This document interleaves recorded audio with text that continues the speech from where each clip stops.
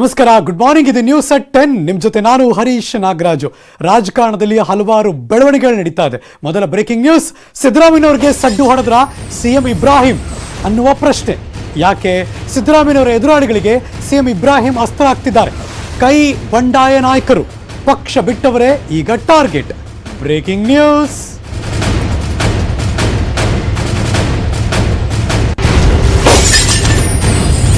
Simple ಅಲ್ವಾ?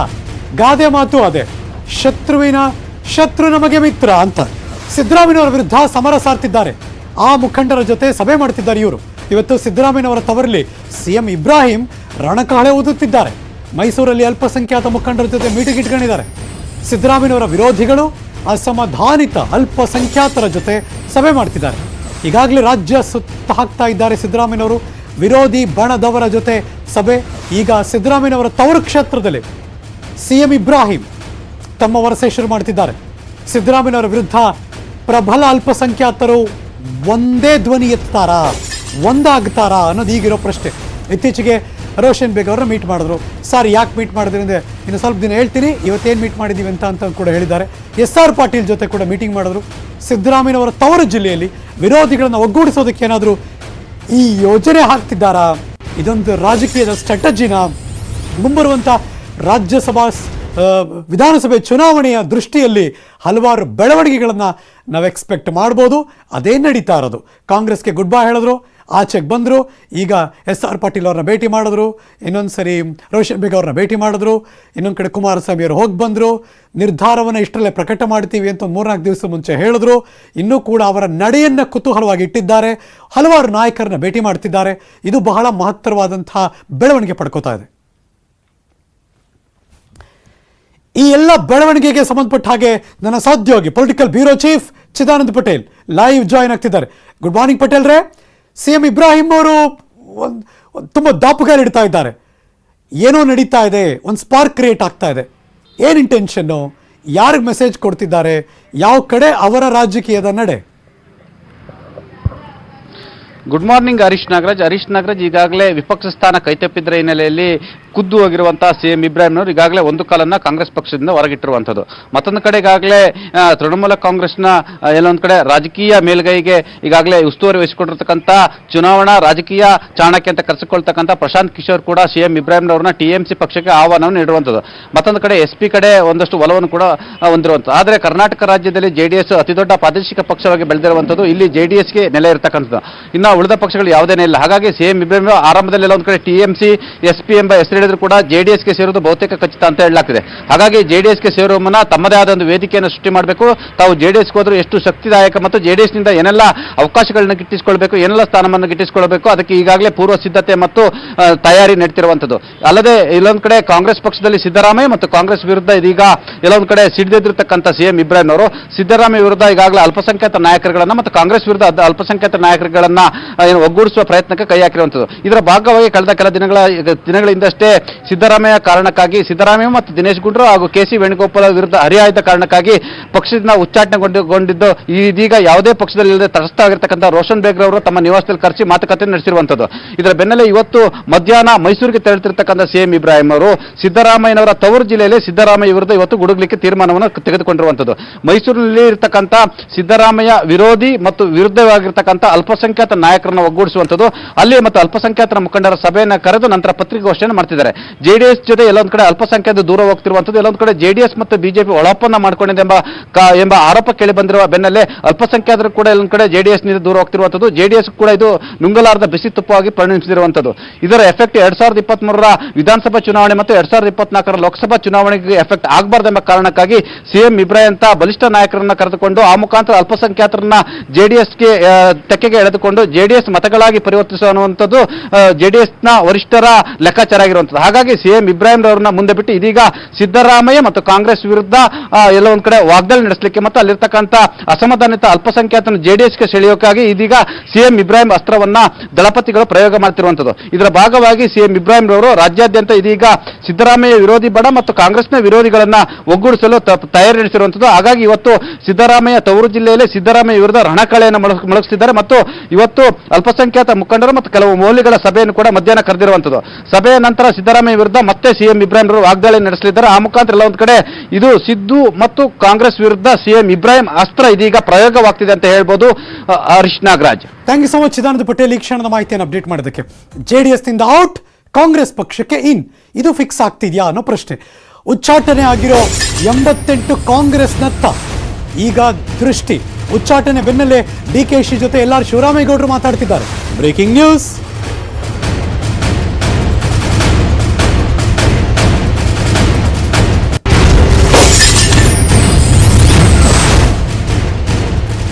JDS ನಿಂದ out ಆದ್ರು ಕಾಂಗ್ರೆಸ್ ಪಕ್ಷಕ್ಕೆ ಎಂಟ್ರಿ ಕೊಡ್ತಿದ್ದಾರಾ? ಯಾಕೆಂದ್ರೆ ಅವರಿಬ್ಬರ ಭೇಟಿ ಈಗ ಕುತೂಹಲ ಕೆಳಿಸ್ತಾ ಇದೆ. DKಶಿ ಜೊತೆ ಶಿವರಾಮೇಗೌಡರು ಮಾತುಕತೆ ನಡೆಸಿದ್ದಾರೆ. ಫೋನ್ ಮೂಲಕ ಕಾಂಗ್ರೆಸ್ ಸೇರೋದ್ರ ಬಗ್ಗೆ ಶಿವರಾಮೇಗೌಡರು DKಶಿ ಜೊತೆ ಚರ್ಚೆ ಮಾಡಿದ್ದಾರಂತೆ. ಸಂಬಂಧಿಕರೂ ಆಗಿದ್ದಾರೆ ಶಿವರಾಮೇಗೌಡರು DKಶಿಗೆ. ಸೊ ಹಾಗಾಗಿ ಭರವಸೆ ಕೂಡ ಕೊಟ್ಟಿದ್ದಾರೆ ಅಂತ. ಒಂದೇ ಕಲ್ಲಲ್ಲಿ 2 ಹಕ್ಕಿ ಹೊಡೆಯೋದಕ್ಕೆ DKಶಿ ಮಾಸ್ಟರ್ ಪ್ಲಾನ್ ಕೂಡ ಇರಬಹುದು ಅಂತ. ಹಾಗಾದ್ರೆ ಪ್ಲಾನ್ ನಂಬರ್ 1 JDSಗೆ ಮಂಡ್ಯದಲ್ಲಿ ಹಿನ್ನಡೆ ಸೃಷ್ಟಿ ಮಾಡೋದು. ಪ್ಲಾನ್ ನಂಬರ್ 2 ಮಂಡ್ಯದಲ್ಲಿ ಚಲುವರಾಯಸ್ವಾಮಿಗೆ ಚೆಕ್ಮೇಟ್ ಹೊಡೆಯೋದು, ಬಿಕಾಸ್ ಅವರು ಅವಾಗಿನ ಕಾಯ್ತಿದ್ದಾರೆ. ಆ ಮೂಲಕ ಸಿದ್ದರಾಮಯ್ಯನ ಬಣಕ್ಕೆ ಶಾಕ್ ಕೊಡೋದು DKಶಿ ಅವರ ಪ್ಲಾನ್ ಆಗಿರಬಹುದು ಅಂತ ರಾಜಕೀಯ ವಲಯದಲ್ಲಿ ಎದ್ದಿರುವಂಥ ಬಿಸಿ ಬಿಸಿ ಚರ್ಚೆ. ಹಾಗಾಗಿ ಶಿವರಾಮೇಗೌಡರು JDSನಿಂದ ಉಚ್ಚಾಟಿತಗೊಂಡರು. ಈಗ ನೆಕ್ಸ್ಟ್ ಆಪ್ಷನ್ ಅದು ಕಾಂಗ್ರೆಸ್ ಫೋನಲ್ಲಿ ಮಾತಾಡಿದ್ದಾರಂತೆ KPCC ಅಧ್ಯಕ್ಷರ ಜೊತೆ. ನಾಗಮಂಗಲ ಟಿಕೆಟ್ ಬೇಕು ಅಂತ ಅವರು ಕಾಯ್ತಿದ್ದಾರೆ. ನಾಗಮಂಗಲದಲ್ಲಿ ಈಗಾಗಲೇ ಬಲಗಡೆ ಇರುವಂಥ ಸಾಹೇಬರು ಇದ್ದಾರೆ. ಈಗ ಕಾಂಗ್ರೆಸ್ಗೆ ಶಿವರಾಮೇಗೌಡರು ಬಂದರೆ ಮಾಜಿ ಶಾಸಕರು ಚಲುವರಾಯಸ್ವಾಮಿ ಅವರಿಗೆ ಇದೀಗ ಟಾಂಗ್ ಕೊಡೋದಕ್ಕೆ DK ಶಿವಕುಮಾರ್ ಕೂಡ ಒಂದು ಮಾಸ್ಟರ್ ಪ್ಲಾನ್ ಮಾಡ್ತಿದ್ದಾರೆ.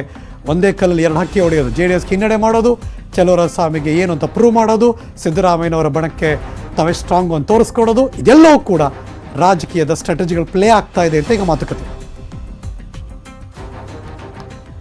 ತುಮಕೂರು ಬಿಜೆಪಿ ಕಚೇರಿಯಲ್ಲೇ ಹಲ್ಲೆ ಆರೋಪ ನಡೆದಿದೆ. ಸುರೇಶ್ ಗೌಡ್ರ ಫೋಟೋ ಹಾಕಿಲ್ಲ ಅಂತ ಹಲ್ಲೆ ಮಾಡಿದ್ದಾರಂತೆ. ಇದೀಗ ಬರ್ತಿರುವಂತಹ ಬ್ರೇಕಿಂಗ್ ನ್ಯೂಸ್. ತುಮಕೂರು ಬಿಜೆಪಿ ಅಧ್ಯಕ್ಷ ಲಕ್ಷ್ಮೀಶ ಅವ್ರ ಮುಂದೆನೇ ಹಲ್ಲೆ ನಡೆದಿದೆಯಂತೆ. Breaking news.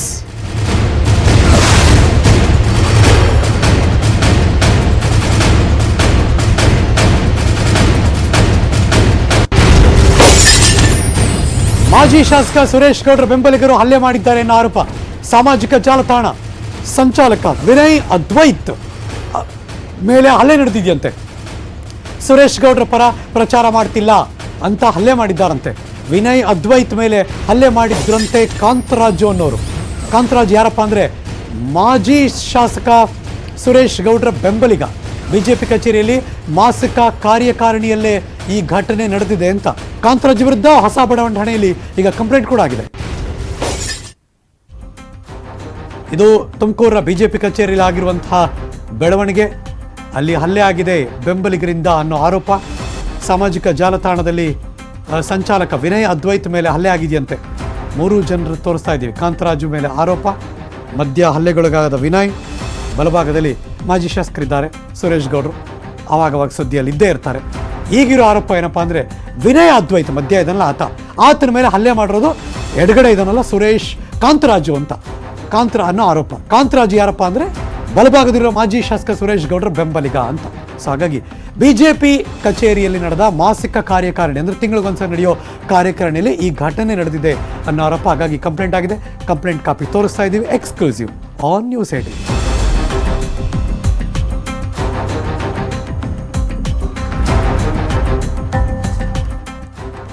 ವೀಕೆಂಡ್ ಬಂತು ಅಂದ ತಕ್ಷಣ ತುಂಬ ಜನ ಕಾರ್ ತಗೊಂಡು ಬೈಕ್ ತಗೊಂಡು ಹೊರಟರು ಎಲ್ಲಿಗೆ? ನಂದಿಗಿರಿಧಾಮಕ್ಕೆ. ಆದರೆ ತುಂಬ ತಿಂಗಳು ಹೋಗೋಕ್ಕಾಗಿಲ್ಲ, ಬಿಕಾಸ್ ಬಂದ್ ಆಗಿದೆ. ಈಗ ಬರ್ತಿರೋ ಸುದ್ದಿ, ಚಿಕ್ಕಬಳ್ಳಾಪುರದ ಪ್ರಸಿದ್ಧ ನಂದಿಗಿರಿಧಾಮಕ್ಕೆ ಪ್ರವಾಸೋದ್ಯಮ ಸಚಿವ ಆನಂದ್ ಸಿಂಗ್ ಭೇಟಿ ಕೊಟ್ಟಿದ್ದಾರೆ ಅಂತ. ನಂದಿ ಬೆಟ್ಟದಲ್ಲಿ ಪ್ರವಾಸೋದ್ಯಮ ಇಲಾಖೆಯಿಂದ ನಡೀತಿರುವಂಥ ಹಲವಾರು ಕಾಮಗಾರಿಗಳನ್ನು ಸಚಿವ ಆನಂದ್ ಸಿಂಗ್ ವೀಕ್ಷಣೆ ಮಾಡಿದ್ರು. ಈ ವೇಳೆ ಮಾತಾಡಿದ್ರು ಕೂಡ. ಇಡೀ ರಾಜ್ಯದಲ್ಲಿ ವೀಕೆಂಡ್ ಕರ್ಫ್ಯೂ ಫ್ರೀ ಮಾಡಿದ್ದೀವಿ, ವೀಕೆಂಡ್ನಲ್ಲಿ ನಂದಿಗಿರಿಧಾಮಕ್ಕೆ ಪ್ರವೇಶ ಕುರಿತು ಇವತ್ತು ಮೀಟಿಂಗ್ ಮಾಡಿ ಫೈನಲ್ ಡಿಸಿಷನ್ ತೆಗೆದುಕೊಳ್ತೀವಿ ಅಂತ ಆನಂದ್ ಸಿಂಗ್ ಅವರು ಹೇಳಿಕೆ ಕೊಟ್ಟರು.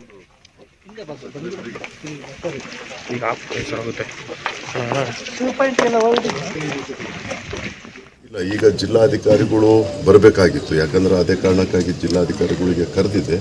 ಅವರು EDC ಅವರು ಬಂದಿದ್ದಾರೆ. ಈಗ ಇಡೀ ರಾಜ್ಯದಲ್ಲಿ ಕರ್ಫ್ಯೂ ಫ್ರೀ ಮಾಡಿದ್ವಿ. ಈ ನಂದಿ ಹಿಲ್ಸು ಪೂರ್ತಿ ಫ್ರೀ ಮಾಡಿಲ್ಲ ಅಂಥೇಳಿ ಇವತ್ತು ಚರ್ಚೆ ಮಾಡಿ ಅದಕ್ಕೆ ತೀರ್ಮಾನ ತಗೊಂಡು ನೆಕ್ಸ್ಟ್ ವೀಕಿಂದ ನೆಕ್ಸ್ಟ್ ವೀಕಿಂದೇನು ಸಭೆಯಲ್ಲಿ ತೀರ್ಮಾನ ತಗೊಳ್ತೀವಿ ಅದನ್ನು ಫ್ರೀ ಮಾಡಬೇಕು ಅಂತ. ಇಲ್ಲ, ಈಗ ಜಿಲ್ಲಾಧಿಕಾರಿಗಳು ಬರಬೇಕಾಗಿತ್ತು, ಯಾಕಂದರೆ ಅದೇ ಕಾರಣಕ್ಕಾಗಿ ಜಿಲ್ಲಾಧಿಕಾರಿಗಳಿಗೆ ಕರೆದಿದೆ. ಅವರು ADC ಅವರು ಬಂದಿದ್ದಾರೆ. ಈಗ ಇಡೀ ರಾಜ್ಯದಲ್ಲಿ ಕರ್ಫ್ಯೂ ಫ್ರೀ ಮಾಡಿದ್ವಿ. ಈ ನಂದಿ ಹಿಲ್ಸು ಪೂರ್ತಿ ಫ್ರೀ ಮಾಡಿಲ್ಲ ಅಂಥೇಳಿ ಇವತ್ತು ಚರ್ಚೆ ಮಾಡಿ ಅದಕ್ಕೆ ತೀರ್ಮಾನ ತಗೊಂಡು ನೆಕ್ಸ್ಟ್ ವೀಕಿಂದೇನು ಸಭೆಯಲ್ಲಿ ತೀರ್ಮಾನ ತಗೊಳ್ತೀವಿ ಅದನ್ನು. ನಿನ್ನೆ ಕೇಂದ್ರ ವಿತ್ತ ಸಚಿವರ ಮುಂಗಡ ಪತ್ರವನ್ನು ಮಂಡಿಸಿದ್ರು. ಆಗ ಗಮನ ಸೆಳೆದ ವಿಚಾರ ನದಿ ಜೋಡಣೆಯ ವಿಚಾರ. ಇದೀಗ ಬರ್ತಿರುವಂತಹ ಸುದ್ದಿ, ನದಿ ಜೋಡಣೆಯಿಂದ ನಮ್ಮ ರಾಜ್ಯಕ್ಕೆ ಲಾಭ ಆಗುತ್ತಾ? ಕಾವೇರಿ ಪನ್ನಾರ್ ನದಿ ಜೋಡಣೆಯಿಂದ ನಮಗೆಷ್ಟು ನೀರು ಸಿಗುತ್ತೆ? ನೀರಾವರಿ ತಜ್ಞ ಕ್ಯಾಪ್ಟನ್ ರಾಜಾರಾಮ್ ಅವರಿಂದ ನ್ಯೂಸ್ 18ಗೆ ಮಾಹಿತಿ. Breaking news.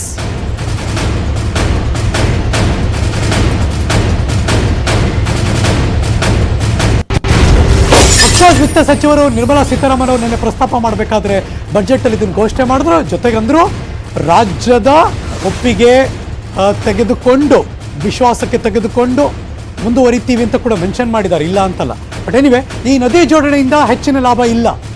ಇದು ಕ್ಯಾಪ್ಟನ್ ರಾಜಾರಾಮ್, ನೀರಾವರಿ ತಜ್ಞರು ಹೇಳಿಕೆ ಕೊಟ್ಟಿದ್ದಾರೆ ನ್ಯೂಸ್ 18ಗೆ. ಈಗಾಗಲೇ ನದಿ ಜೋಡಣೆಯಲ್ಲಿ ಒಂದಷ್ಟು ನೀರು ಪಡ್ಕೊಂಡಿದ್ದೀವಿ, ಕಾವೇರಿ ಪೆನ್ನಾರ್ನ ಯೋಜನೆಯಿಂದ ಹೆಚ್ಚುವರಿ ನೀರು ಸಿಗಲ್ಲ ಅಂದರು. ನನ್ನ ಸಹೋದ್ಯೋಗಿ ಶರಣು ಹಂಪಿ ನೀರಾವರಿ ತಜ್ಞರ ಜೊತೆ ಮಾತಾಡಿದ್ದಾರೆ, ಬನ್ನಿ ನೋಡೋಣ.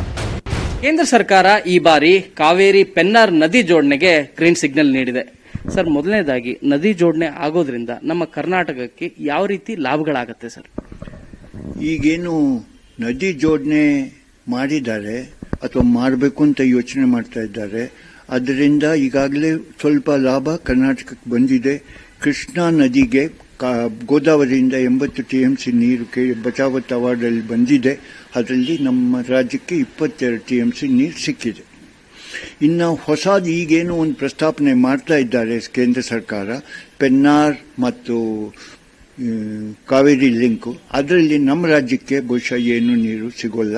ಹಿಂದೆ ಸಿಗಬೇಕಾಗಿತ್ತು, ಸಿಗತ್ತೆ ಅಂತಲೂ ಗೊತ್ತಿತ್ತು. ಅದು ಯಾಕೆ ಈಗ ಕೈ ಬಿಟ್ಟರು ಏನು ಎಂಬುದು ಅದು ಸರ್ಕಾರ ಯೋಚನೆ ಮಾಡಬೇಕು, ಕೇಳಬೇಕು. ನಮಗೆ ಅಂಕು ಆ ಯೋಜನೆ ಒಳಗೆ ಏನು ನೀರು ಸಿಗ್ತಾ ಇಲ್ಲ. ಇನ್ನು ಬೇರೆ ನದಿ ಜೋಡಣೆಯಿಂದ ಸರ್ ನಮ್ಮ ರಾಜ್ಯಕ್ಕೆ ಏನಾದರೂ ಬರಬಹುದಾ ಸರ್? ನಮ್ಮ ಇವತ್ತಿನ ಪರಿಸ್ಥಿತಿ ಒಳಗೆ ಏನು ಪೆನಿನ್ಸುಲಾ ರಿವರ್ ಡೆವಲಪ್ಮೆಂಟ್ ಸ್ಕೀಮಲ್ಲಿ ಏನು ನದಿ ಜೋಡಣೆ ಸ್ಕೀಮ್ ಈಗ ಕೇಂದ್ರ ಸರ್ಕಾರ ಮಾಡಿದೆ, ಅದರಲ್ಲಿ ಈಗ ಸದ್ಯಕ್ಕಂತೂ ನಮಗೇನು ನೀರು ಸಿಗೋದಿಲ್ಲ.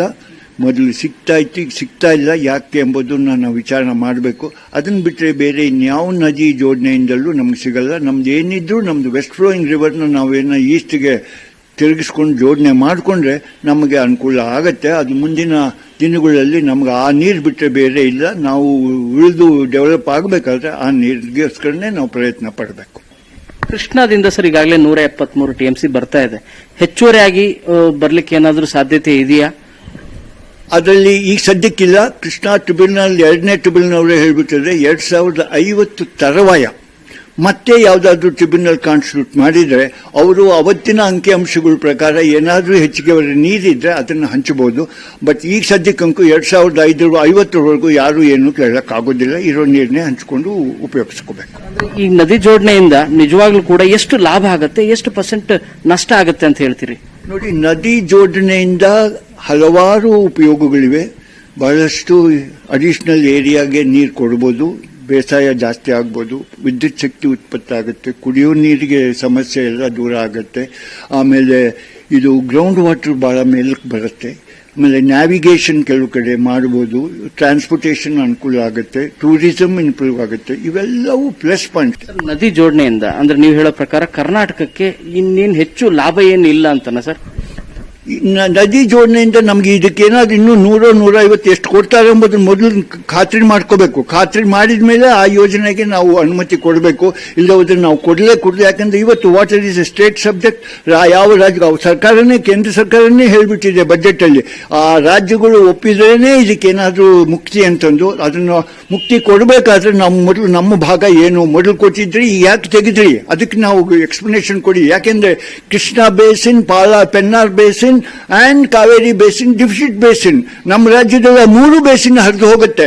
ನಮಗೆ ನೀರು ಕೊಡದೆ ನೀವು ಹೆಂಗೆ ಬೇರೆ ರಾಜ್ಯಕ್ಕೆ ಕೊಡ್ತೀರಾ ಅಂತ ನಾವು ಪ್ರತಿಪಾದನೆ ಮಾಡಿ ಅದನ್ನು ಮಾಡಿಸ್ಕೋಬೇಕು. ಅದು ಮಾಡಕ್ ಮೊದಲು ನಾನು ಆಗಲೇ ಹೇಳಿದಂಗೆ ಗೋದಾವರಿಗೆ ನಮ್ಗೆ 2ನೇ ಟ್ರಿಬ್ಯುನಲ್ ಬೇಕು.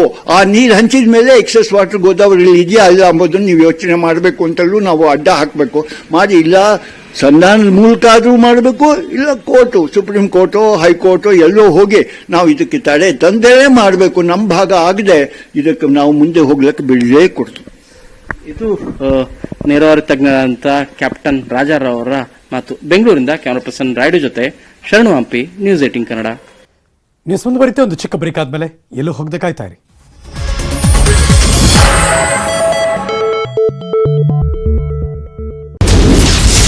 ಡ್ರಗ್ಸ್ ಜಾಲದ ವಿರುದ್ಧ ನ್ಯೂಸ್ 18 ಮಹಾಸಮರ. ಎಲ್ಲಿಂದ ಬರುತ್ತೆ, ಹೇಗೆ ಬರುತ್ತೆ, ನಶೆಗೆ ಬ್ರೇಕ್ ಹಾಕೋದು ಹೇಗೆ?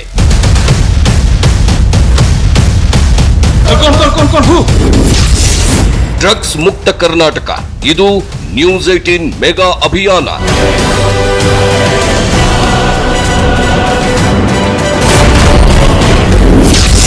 ನಶೆ ನರಕ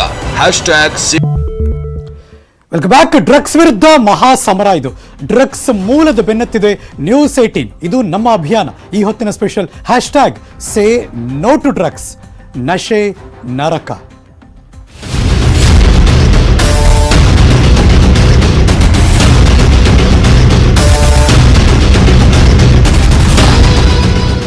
ಹೌದು, ಇಡೀ ಬೆಂಗಳೂರನ್ನೇ ಬೆಚ್ಚ ಬೀಳಿಸಿದೆ ಈ ಡ್ರಗ್ಸ್ ಪ್ರಕರಣಗಳು. ಇಡೀ ಕರ್ನಾಟಕನೇ ಕಾಡ್ತಾ ಇದೆ ಈ ಕೆಟ್ಟ ನಶೆ. ವಿಷಕಾರಿ ಡ್ರಗ್ಸ್ ವಿರುದ್ಧ ಮಹಾಸಮರ. Breaking news.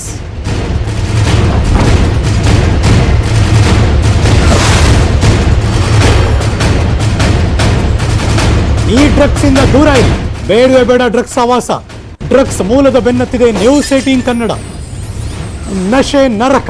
Hashtag say no to drugs.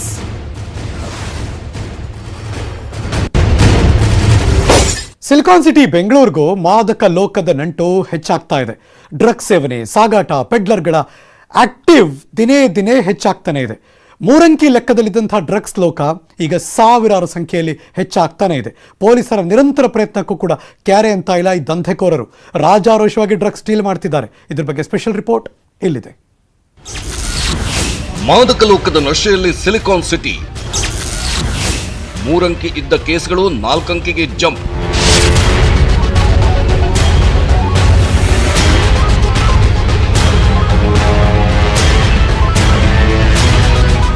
Silicon city ಬೆಂಗಳೂರಿಗೆ ಮಾದಕ ಲೋಕ ಅನ್ನೋದು ಬೆನ್ನು ಬಿಡದ ನಂಟಾಗಿ ಹೋಗಿದೆ. ವರ್ಷದಿಂದ ವರ್ಷಕ್ಕೆ ನಗರದಲ್ಲಿ ಮಾದಕ ಲೋಕದ ನಶೆ ಹೆಚ್ಚಾಗುತ್ತಲೇ ಇದೆ. 2021ರಲ್ಲಿ ದಾಖಲಾದ ಕೇಸ್ಗಳ ಅಂಕಿ ಅಂಶಗಳನ್ನು ನೋಡಿದ್ರೆ ಉದ್ಯಾನ ನಗರಿ ಡ್ರಗ್ಸ್ ಕೇಸ್ಗಳ ತವರೂರಾಗಿದೆ. ಕಳೆದ 3 ವರ್ಷಗಳ ಪೈಕಿ 2021ರಲ್ಲೇ ಅತ್ಯಧಿಕ ಕೇಸ್ ದಾಖಲಾಗಿದೆ.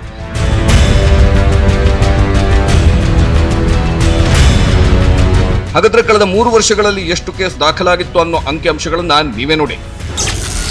ಬೆಂಗಳೂರು ಸಿಸಿಬಿ ಪೊಲೀಸರ ಅಂಕಿ ಅಂಶಗಳ ಪ್ರಕಾರ 2019ರಲ್ಲಿ ನಗರದಲ್ಲಿ ಕೇವಲ 768 ಡ್ರಗ್ ಕೇಸ್ ದಾಖಲಾಗಿದೆ. ಆದರೆ 2020ರ ವೇಳೆಗೆ 2766ಕ್ಕೆ ಏರಿಕೆಯಾಗಿದ್ದು, ಬಳಿಕ 2021ರಲ್ಲಿ ಬರೋಬ್ಬರಿ 4547ಕ್ಕೆ ಏರಿಕೆಯಾಗಿದೆ. ಇನ್ನು ಪ್ರತಿ ವರ್ಷ ನಗರದಲ್ಲಿ ಡ್ರಗ್ ದಂಧೆಯಲ್ಲಿ ತೊಡಗಿರುವ ಸಾವಿರಾರು ಮಂದಿಯನ್ನ ಖಾಕಿ ಪಡೆ ಬಂಧಿಸಿ ಜೈಲಿಗಟ್ಟಿದೆ. ಕಳೆದ 3 ವರ್ಷಗಳಲ್ಲಿ ಬರೋಬ್ಬರಿ 11,000ಕ್ಕೂ ಅಧಿಕ ಮಂದಿ ಡ್ರಗ್ಸ್ ಕೇಸಲ್ಲಿ ಜೈಲು ಸೇರಿದ್ದಾರೆ. ಇನ್ನು ವರ್ಷದಿಂದ ವರ್ಷಕ್ಕೆ ಡ್ರಗ್ ಪ್ರಕರಣದಲ್ಲಿ ವಿದೇಶಿ ಪ್ರಜೆಗಳ ಭಾಗಿ ಸಂಖ್ಯೆ ಸಹ ಅಧಿಕವಾಗಿದ್ದು, ಕಳೆದ 1 ವರ್ಷದಲ್ಲೇ 176 ಮಂದಿ ವಿದೇಶಿಗರು ಡ್ರಗ್ ಕೇಸ್ನಲ್ಲಿ ಅರೆಸ್ಟ್ ಆಗಿದ್ದಾರೆ. ಇನ್ನು ನಗರಕ್ಕೆ ನೆರೆ ರಾಜ್ಯಗಳಿಂದ ಗಾಂಜಾ ಆಮದಾದ್ರೆ ಎಂಡಿಎಂಎ ಕ್ರಿಸ್ಟಲ್ಗಳು ಹಾಗೂ ವಿವಿಧ ಮಾದರಿಯ ಸಿಂಥೆಟಿಕ್ ಡ್ರಗ್ಸ್ಗಳು ವಿದೇಶದಿಂದ ಆಮದಾಗುತ್ತಿವೆ. ಡಾರ್ಕ್ ವೆಬ್ ಮುಖಾಂತರ ಬಿಟ್ಕಾಯಿನ್ ಬಳಸಿ ಡ್ರಗ್ಸ್ ಖರೀದಿಸುವ ಪೆಡ್ಲರ್ಗಳು ನಗರದಲ್ಲಿ ಹಲವು ಕಡೆ ಮಾರಾಟ ನಡೆಸುತ್ತಿರುವುದು ಸಾಲು ಸಾಲಾಗಿ ವರದಿಯಾಗುತ್ತಿದೆ. 2019ರಲ್ಲಿ 1047 ಕೆಜಿ ಗಾಂಜಾ, 1 ಕೆಜಿ 125 ಗ್ರಾಂ ಹ್ಯಾಶಿಶ್ ಆಯಿಲ್, 1539 ಎಕ್ಸ್ಟಸಿ ಮಾತ್ರೆ, 155 LSD ಸ್ಟ್ರಿಪ್ಸ್ಗಳನ್ನ ವಶಪಡಿಸಿಕೊಂಡಿದ್ದಾರೆ. ಹಾಗೂ 2020ರಲ್ಲಿ 3870 ಕೆಜಿ ಗಾಂಜಾ, 26 ಕೆಜಿ ಹ್ಯಾಶಿಶ್ ಆಯಿಲ್, 7126 ಎಕ್ಸ್ಟಸಿ ಮಾತ್ರೆ, 5049 LSD ಸ್ಟ್ರಿಪ್ಸ್ ವಶಕ್ಕೆ ಪಡೆದಿದ್ರೆ 2021ರಲ್ಲಿ 3589 ಕೆಜಿ ಗಾಂಜಾ, 48 ಕೆಜಿ ಹ್ಯಾಶಿಶ್ ಆಯಿಲ್, 8206 ಎಕ್ಸ್ಟಸಿ ಮಾತ್ರೆಗಳು ಮತ್ತು 12451 LSD ಸ್ಟ್ರಿಪ್ಸ್ ಜಪ್ತಿ ಮಾಡಿದ್ದಾರೆ.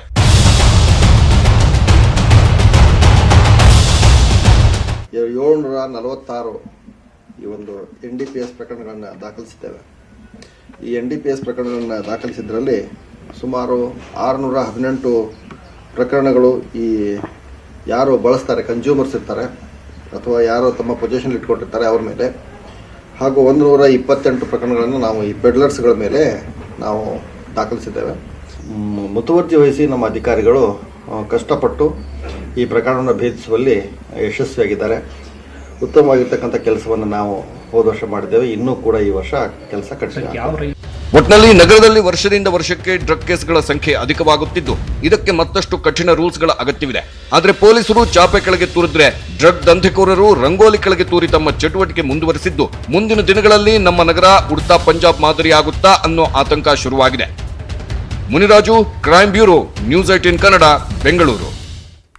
ಈ ಪ್ರಕರಣ ನೋಡಿ, ಪೊಲೀಸ್ ಜೀಪ್ ಅನ್ನೇ ಕದ್ದು ಎಸ್ಕೇಪ್ ಆಗಿದ್ದಾನೆ ಈ ಕಳ್ಳ. ಧಾರವಾಡ ಜಿಲ್ಲೆ ಅಣ್ಣಿಗೇರಿಯಲ್ಲಿ ನಡೆದಿರುವಂತಹ ಒಂದು ಘಟನೆ. ಅಣ್ಣಿಗೇರಿ ಠಾಣೆಯ ಜೀಪನ್ನೇ ಕದ್ದ ಅವನು. ಭಲೆ ಭಲೆ ಅಪ್ಪ. Breaking news.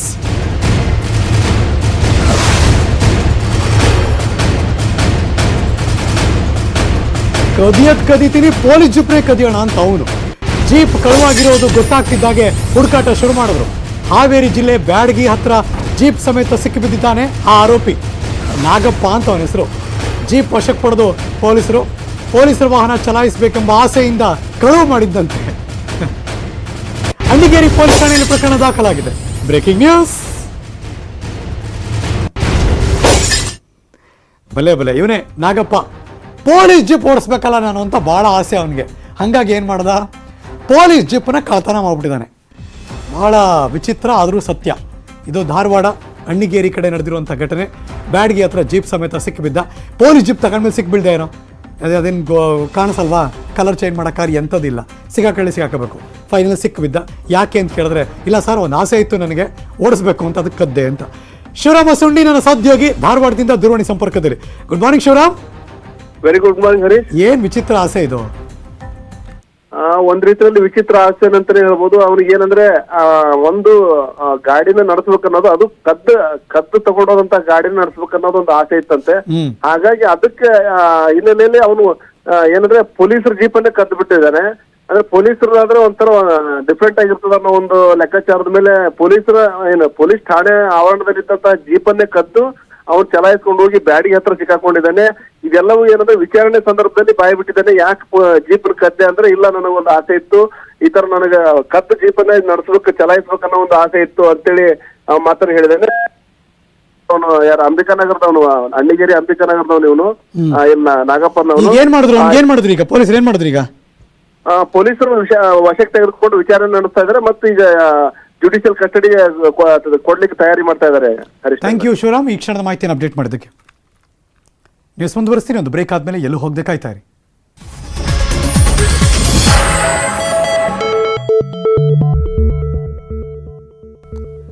Welcome back. ಕೊರೋನಾದಿಂದ ಖಿನ್ನತೆ, 6 ಲಕ್ಷ ಜನರಿಗೆ ಜೀವದಾನ, ಕೇಂದ್ರವೇ ಕೊಂಡಾಡ್ತು ನಿಮಾನ್ಸ್ ಟೆಲಿ ಕಾರ್ಯ.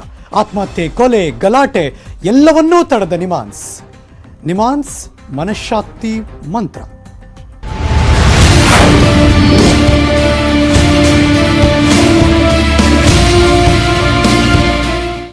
ಕೊರೋನಾದಿಂದ ಮಾನಸಿಕ ಒತ್ತಡಕ್ಕೆ ಸಿಕ್ಕಾಕೊಂಡಿರೋ ಸಂಖ್ಯೆ ತುಂಬಾ ಜಾಸ್ತಿ ಇದೆ.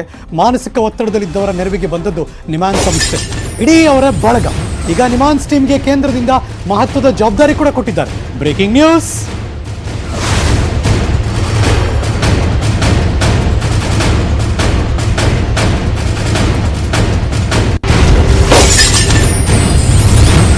ಈ ಕ್ಷಣ ನೋಡ್ತಿರುವಂಥ ಬ್ರೇಕಿಂಗ್ ನ್ಯೂಸ್.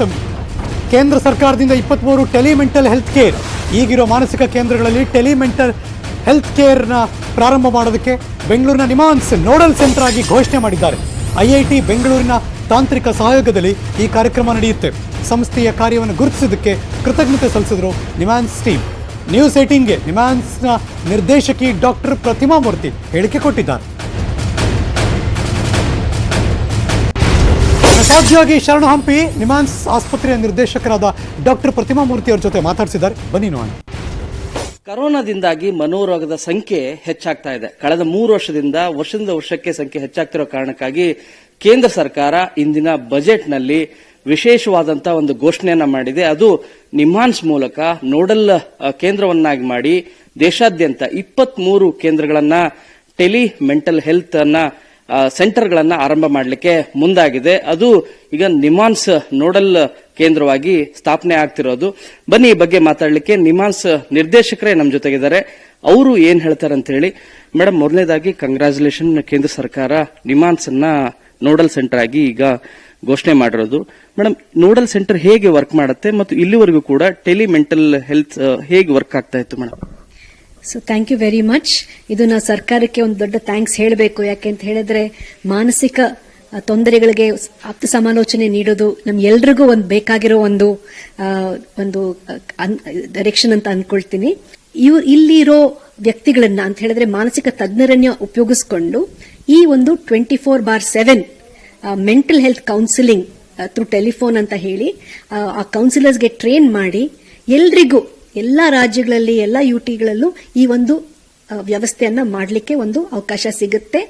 ಅದೇ ರೀತಿ ಯಾರಾದರೂ ತುಂಬಾ ತೊಂದರೆಯಲ್ಲಿ ಈಡಾಗಿದ್ರೆ, ಅವರಿಗೆ ತುಂಬಾ ತೀವ್ರವಾದ ಮಾನಸಿಕ ತೊಂದರೆಗಳಿದ್ರೆ, ಸ್ಯೂಸೈಡಲ್ ರಿಸ್ಕ್ ಇದ್ರೆ ಆ ವ್ಯಕ್ತಿಗಳಿಗೆ ತುರ್ತಾಗಿ ಒಂದು ಹೆಲ್ಪ್ ಸಿಗೋ ಹಾಗೆ, ಮಾನಸಿಕ ತಜ್ಞರ ಹತ್ರ ಹೆಲ್ಪ್ ಸಿಗೋ ಹಾಗೆ, ಅಥವಾ ಎಲ್ಲಾದ್ರೂ ಅಡ್ಮಿಟ್ ಆಗಬೇಕು ಅಂತ ಹೇಳಿದ್ರೆ ಚಿಕಿತ್ಸೆಗೆ ಕಳಿಸೋದಕ್ಕೆ ನಾವು ಬೇಗ ಆ ಒಂದು ವ್ಯವಸ್ಥೆಗಳನ್ನ ಮಾಡಲಿಕ್ಕೆ ಒಂದು ಸಾಧ್ಯತೆ ಆಗುತ್ತೆ.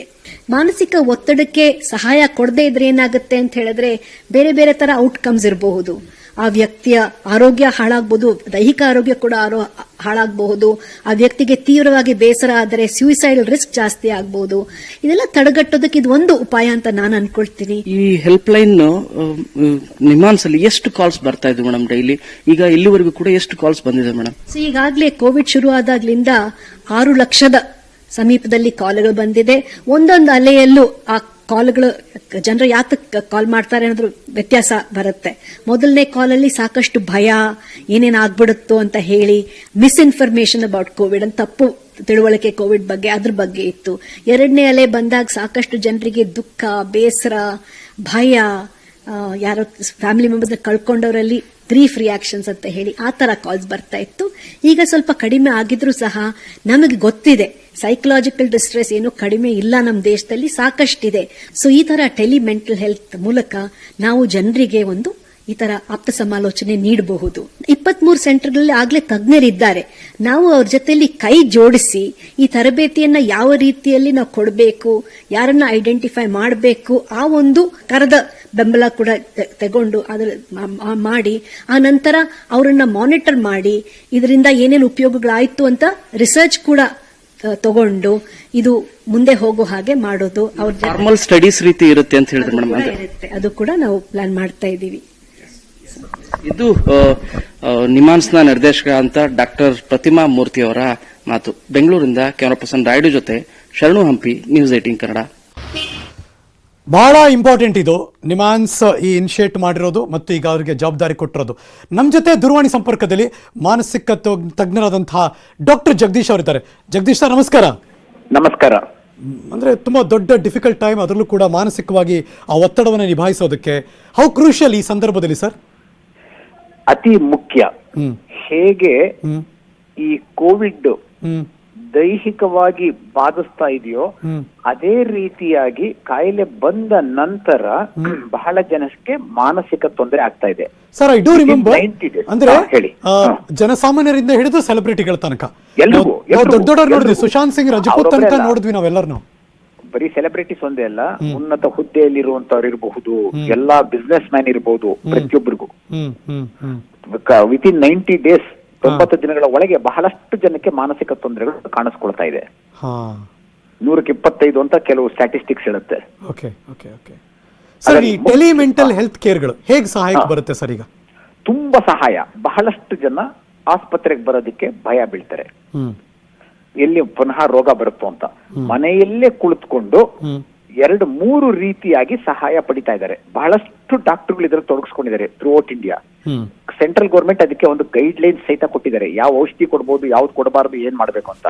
ಕೆಲವರು ಚಾಟ್ ಮುಖಾಂತರ ಚರ್ಚೆ ಮಾಡ್ತಾರೆ, ಕೆಲವರು ಚರ್ಚೆ ಮುಖಾಂತರ ಸ್ಪೀಕಿಂಗ್, ಇನ್ನು ಸ್ಮಾಲ್ ಪರ್ಸೆಂಟೇಜ್ ವಿಡಿಯೋ ಕಾನ್ಫರೆನ್ಸಿಂಗ್, ಇದರ ಮುಖಾಂತರ ಸಲಹೆಯನ್ನ ಪಡೆದುಕೊಂಡು ಚಿಕಿತ್ಸೆ ಪಡಿತಾ ಇದ್ದಾರೆ. ಇದಕ್ಕೆ ಒಂದು ಗೈಡ್ ಲೈನ್ಸ್ ಇದೆ, tele medicine psychiatric guide lines ಇದೆ, ಅದನ್ನ ನಾವು ಫಾಲೋ ಮಾಡಬೇಕು. ಹಾ ಹಾ ಹಾ ಹಾ ಹೇಗೆ ಅಂದ್ರೆ ಪರ್ಸೆಂಟೇಜ್ ಹೇಗೆ ಸರ್? 100ರಲ್ಲಿ ಎಷ್ಟು ಜನಕ್ಕೆ ಇದು ಕಾಡ್ತಾ ಇದೆ ನಿಮ್ಮ ಪ್ರಕಾರ? 125% ಈ ಕೋವಿಡ್ ಬಂದೋದವ್ರಿಗೆ ಓ. ಸಾಮಾನ್ಯವಾಗಿ ಕಾಣಿಸ್ತಾ ಇರೋದೇನು ಅಂದ್ರೆ, ಅತಿ ಮುಖ್ಯವಾಗಿ ಕಾಣಿಸ್ತಾ ಇರೋದೇನು ನಿದ್ದೆ ಬರದೇ ಇರೋದು. ಓಕೆ. ಕೆಲವರಿಗೆ ಮಲಗಿದ ತಕ್ಷಣ ನಿದ್ದೆ ಬಂದ್ಬಿಡುತ್ತೆ. 1 ರಿಂದ 2 ಗಂಟೆಗೆ ಬೆಳಗಿನ ಜಾವ ಎಚ್ಚರಿಕೆ ಆಗ್ಬಿಟ್ರೆ ನಿದ್ದೆನೆ ಬರಲ್ಲ. ಇನ್ನು ಕೆಲವರಿಗೆ ಹಾಸಿಗೆಗೆ ಹೋದ್ರು ಸಹಿತ 1 ಗಂಟೆ 2 ಗಂಟೆಗೆ ಬರಲ್ಲ. ಇದು ಬಹಳಷ್ಟು ಜನಕ್ಕೆ ಕಾಣಿಸ್ಕೊಳ್ಳುವಂಥದ್ದು ಕಾಯಿಲೆ ಬಂದೋದ ತಕ್ಷಣ ಕೋವಿಡ್. ಎರಡನೇದು ಆತಂಕ. ಅಯ್ಯೋ ಏನಾಗುತ್ತೋ, ನನಗೇನೋ ಹೆಚ್ಚು ಕಮ್ಮಿ ಆಗ್ಬಿಟ್ರೆ ನನ್ನ ಕುಟುಂಬ ಯಾರು ನೋಡ್ಕೊಂತಾರೆ, ಏನಾಗ್ಬಿಡುತ್ತೋ ದೈಹಿಕವಾಗಿ ಅನ್ನುವಂತ ಒಂದು ಭೀತಿ. ಮೂರನೇದು ಯಾವ್ದಕ್ಕೂ ಫಾಗಿಂಗ್ ಅಂತೀವಿ, ಅದು ಹೆಚ್ಚು ಕಾಣ್ತಾ ಇದೆ ಈಗ. ಯಾವ್ದ್ರಲ್ಲೂ ಉತ್ಸಾಹ ಇಲ್ಲಿರೋದು, ಏನೋ ಮಂಕು ಕವಿದಂಗೆ, ಮನಸ್ಸಿಗೆ ಮಂಕು ಕವಿದಂಗೆ ಕಾಣುತ್ತೆ. ಬೇಸರ, ಖಿನ್ನತೆ ಮತ್ತು ಕ್ಲೌಡಿಂಗ್ ಅಂದ್ರೆ ಫಾಗಿಂಗ್ ಅಂತೀವಿ, ಏನೋ ದಿಕ್ಕು ತೋಚದಂಗೆ ಮನಸ್ಸು ಮಂಕಾಗಿರೋದು. ಪಾಯಿಂಟ್ ಅಂದ್ರೆ ದೈಹಿಕವಾಗಿ ಮತ್ತು ಮಾನಸಿಕವಾಗಿ ಎರಡೂ ಕಾಡ್ತಿದೆ ಇದು. ಮಾನಸಿಕವಾಗಿ ದೈಹಿಕ ಮುಗಿದ ತಕ್ಷಣ ಮಾನಸಿಕ ಕಾಣಿಸ್ಕೊಂತಾ ಇದೆ. ದೈಹಿಕ ಅಂದ್ರೆ ಕೆಮ್ಮು, ಶೀತ, ಜ್ವರ ಇವೆಲ್ಲ ಮುಗಿದ ಮೇಲೆ ಮಾನಸಿಕ ಕಾಣಿಸ್ಕೊಳ್ತಾ ಇದೆ. ಇದಕ್ಕೇನಾದ್ರೂ ಪರ್ಟಿಕ್ಯುಲರ್ ಏಜ್ ಗ್ರೂಪ್ ಇದೆಯಾ ಸರ್? ಎಲ್ಲ ಏಜ್ ಗ್ರೂಪ್ ಅವ್ರನ್ನ ನೋಡ್ತಾ ಇದೀವಿ ನಾವು. ಅತಿ ಹೆಚ್ಚಾಗಿ ಮಧ್ಯ ವಯಸ್ಸಿನವರೇ ಹೆಚ್ಚು ಕಾಣ್ತಾ ಇದ್ದಾರೆ. ಹಾ, ತುಂಬಾ ಜನ ಹೇಳ್ತಾರೆ ಈ ಭಯ ಆದ್ರೆ ತುಂಬಾ ಜನಕ್ಕೆ ನೀವು ಹೇಳ್ದಾಗೆ ನಿದ್ರೆ ಬರಲ್ಲ ಅಂತ ಹೇಳಿದ್ರೆ, ತುಂಬಾ ಜನರು ಬಾಡಿ ಶಿವರಿಂಗ್ ಇರ್ಬೋದು, ತುಂಬಾ ಜನರಿಗೆ ನಾನ್ ಕೇಳ್ಪಟ್ಟಾಗೆ ಎದೆ ಬಡಿತ ಜಾಸ್ತಿ ಆಗ್ತಿದೆ ಅಂತ ಅನ್ಬೋದು. ಪ್ಯಾನಿಕ್ ಅಟ್ಯಾಕ್ಸ್ ಅಂತ ಕರಿತೀವಿ. ಏನಾಗ್ಬಿಡುತ್ತೋ ಅನ್ನೋ ಭೀತಿ, ಸತ್ತೋಗ್ಬಿಡ್ತೀನಿ ಅನ್ನೋ ಅನ್ಸುತ್ತೆ. ಡಾಕ್ಟರ್ ಹತ್ರ ಪರೀಕ್ಷೆ ಮಾಡ್ತಾರೆ, ಏನೂ ಇಲ್ಲ. ಅಯ್ಯೋ ಕೆಟ್ಕೆರೆಸ್ ಬೀಳ್ತಾ ಇದೆ ಅಂತ ಕೆಲವರು ಹೇಳ್ತಿರ್ತಾರೆ. ಇದೆಲ್ಲ ಅದಕ್ಕೆ ಪ್ಯಾನಿಕ್ ಡಿಸಾರ್ಡರ್ ಅಂತ ಕರಿತೀವಿ. ಏನ್ ಆಗ್ಬಿಡುತ್ತೋ ಅನ್ನೋ ಭೀತಿ, as if something is going to happen to me, ನನ್ಗೆ ಏನೋ ಆಗ್ಬಿಡುತ್ತೆ ಅನ್ನೋ ಭೀತಿ. 20-30 ನಿಮಿಷ ಕಾಡುತ್ತೆ. ಆ ಟೈಮಲ್ಲಿ ಸತ್ತೋಗ್ತೀನೇನೋ ಅನ್ನೋಷ್ಟು ಭೀತಿ ಇರುತ್ತೆ. ಪರೀಕ್ಷೆ ಮಾಡಿಸ್ಕೊಂಡ್ರೆ ಏನೂ ಇರಲ್ಲ. ಇದು ಒಂದು ರೀತಿಯಾದ ಮಾನಸಿಕ ಕಾಯಿಲೆ. ಇದಕ್ಕೆ ಪ್ಯಾನಿಕ್ ಡಿಸಾರ್ಡರ್ ಅಂತ ಕರಿತೀವಿ. ಸೊ ಟೆಲಿಫೋನ್ ಮೂಲಕ ಅದನ್ನ ಬಗೆಹರಿಸ್ಕೊಳ್ಬಹುದು, ನಾವು ಹುಷಾರಾಗಬಹುದು. ಖಂಡಿತ ಖಂಡಿತ. Great initiative. Thank you doctor Jagadish ಅವರೇ, ಮಾನಸಿಕ ತಜ್ಞರು. ಒಂದಷ್ಟು ಅದ್ರ ಬಗ್ಗೆ ಮಾಹಿತಿ ಕೊಟ್ಟರು. ನ್ಯೂಸ್ ಮುಂದುವರಿಯುತ್ತೆ. ಮತ್ತೊಂದು ಬ್ರೇಕ್ ಆದ್ಮೇಲೆ ಕಾಯ್ತಾ ಇರಿ.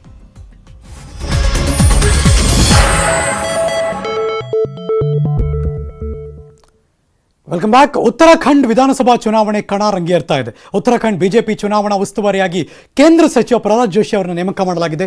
ಈ ಬಗ್ಗೆ ಪ್ರಹ್ಲಾದ್ ಜೋಶಿ ಅವರು ನ್ಯೂಸ್ 18 ಜೊತೆ ಮಾತಾಡಿದ್ರು. ಬಿಜೆಪಿ ಸರ್ಕಾರ ಬಂದ ಮೇಲೆ ಪ್ರವಾಸೋದ್ಯಮ ಅಭಿವೃದ್ಧಿಯಾಗಿದೆ. ಉತ್ತರಾಖಂಡದ 4 ಧಾಮಗಳಿಗೆ ಸಂಚಾರ ಸುಗಮವಾಗಿದೆ. ಉತ್ತರಾಖಂಡ್ನಲ್ಲಿ ಬಿಜೆಪಿ ಗೆದ್ದೇ ಗೆಲ್ಲುತ್ತೆ ಅಂತ ವಿಶ್ವಾಸ ವ್ಯಕ್ತಪಡಿಸಿದರು. ಈ ಬಗ್ಗೆ ದೆಹಲಿಯ ನನ್ನ ಸಹೋದ್ಯೋಗಿ ಧರಣೇಶ್ ಕೇಂದ್ರ ಸಚಿವ ಪ್ರಹ್ಲಾದ್ ಜೋಶಿ ಜೊತೆ ನಡೆಸಿರುವ ಮಾತುಕತೆ ಇಲ್ಲಿದೆ. ಉತ್ತರಾಖಂಡದ ಬಿಜೆಪಿ ಚುನಾವಣಾ ಉಸ್ತುವಾರಿ ಮತ್ತು ಕೇಂದ್ರ ಸಚಿವರಾದಂತಹ ಪ್ರಹ್ಲಾದ್ ಜೋಶಿ ಅವರು ನ್ಯೂಸ್ 18 ಕನ್ನಡ ಜೊತೆ ಇದ್ದಾರೆ. ಉತ್ತರಾಖಂಡದ ಈ ರಾಜಕೀಯ ಚಿತ್ರಣ ಹೇಗಿದೆ? ಬಿಜೆಪಿಗೆ ಅಲ್ಲಿ ಎಷ್ಟು ಪೂರಕವಾದಂತಹ ವಾತಾವರಣ ಇದೆ? ಬಿಜೆಪಿ ಉತ್ತರಾಖಂಡದಲ್ಲಿ ಪೂರಕ ವಾತಾವರಣ ಅಂತ ಅನ್ನೋದು ಒಂದೇ ಶಬ್ದದಲ್ಲಿ ಹೇಳುವುದಾದರೆ ಅಥವಾ ಒಂದೇ ವಾಕ್ಯದಲ್ಲಿ ಹೇಳುವುದಾದರೆ, ಕಳೆದ ಚುನಾವಣೆಯಲ್ಲಿ ಏನೊಂದು ರೆಕಾರ್ಡ್ ನಾವು ಮತದಿಂದ ಗೆದ್ದಿದ್ವಿ ಅಂತರದಿಂದ, ಅದಕ್ಕಿಂತ ಒಳ್ಳೆಯ ಪರಿಣಾಮ ನಮಗೆ ಸಿಗಲಿದೆ.